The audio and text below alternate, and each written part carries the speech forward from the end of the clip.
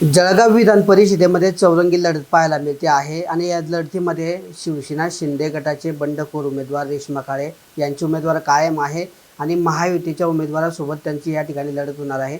आपल्यासोबत बोलण्यासाठी स्वतः शिवसेना शिंदे गटाचे अपक्ष उमेदवार रेश्मा काळे काय सांगणार? आपली उमेदवारी या ठिकाणी कायम राहिलेली आहे, महायुतीमध्ये असतानाही आपण या ठिकाणी बंडखोरी केली आहे।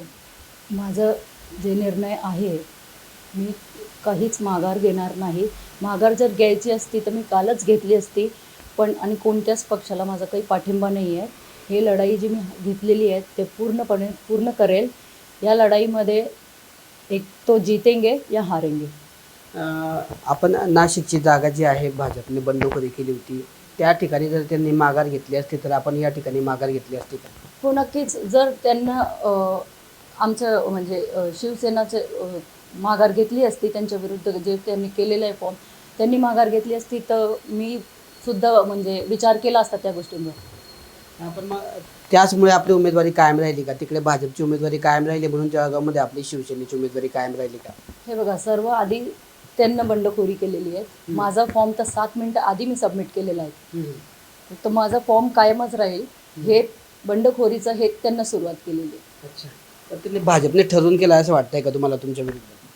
ते मला माहीत नाही, पण माझा पण निर्णय शेवटपर्यंत ठामच राहील की मी हे लढाई पूर्णपणे लढेल। काल गुलाबराव पाटील बोलले की वरिष्ठ नेत्यांकडून मला या संदर्भात माहीत नाही आहे, पण मी रेश्मा काळेंची भेट घेईल, त्यांची समजूत घालण्याचा प्रयत्न करेन आणि ते महायुतीच्या उमेदवाराला पाठिंबा देतील असं बोलले।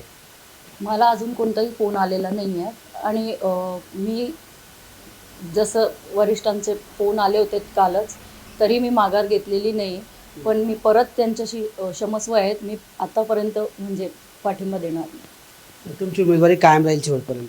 नक्कीच कायम राहील। ही लढाई मी पूर्णपणे लढेल। आपण जर बघितलं तर महायुतीमध्ये भाजपचं संख्याबळ जास्त आहे, पक्षीय बलाबल जास्त आहे, अशा पद्धतीने आपण त्यांच्यासमोर आपलं आव्हान असणार आहे का? आव्हान नाही म्हणता येईल, मैत्रीपूर्ण लढाई लढेल मी आणि नक्कीच माझे भाऊ, माझे मित्रपरिवार आणि जे लाडके भाऊ बहिणी आहेत ते नक्कीच मला साथ देतील, याची मला खात्री आहे। आपले शिवसेनेचे आमदार असतील किंवा कार्यकर्ते असतील, हे महायुती सोडून आपल्याला मदत करतील असं वाटतंय का? लाडके भावांवर विश्वास आहे आणि बहिणींसुद्धावर विश्वास आहे, ते नक्कीच मला साथ देतील। तर शिवसेना शिंदे गटातले काही लाडके भाऊ असतील ते देखील माझ्या पाठीशी उभे राहतील आणि लाडक्या बहिणी एका लाडक्या बहिणीला या ठिकाणी निवडून आणतील असा विश्वास या ठिकाणी व्यक्त केलेला आहे।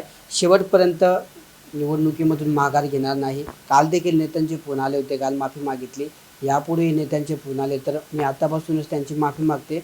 मात्र लढेंगे और जितेंगे असाच नारा या ठिकाणी आता रेश्मा काळे यांनी या ठिकाणी दिल्याचं पाहायला मिळतं आहे।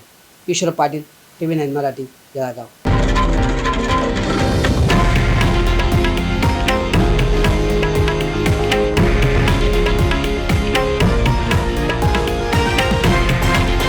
हे आहे देशातील नंबर 1 न्यूज नेटवर्क आणि आपण पाहत आहात TV9 मराठी, एकमेव।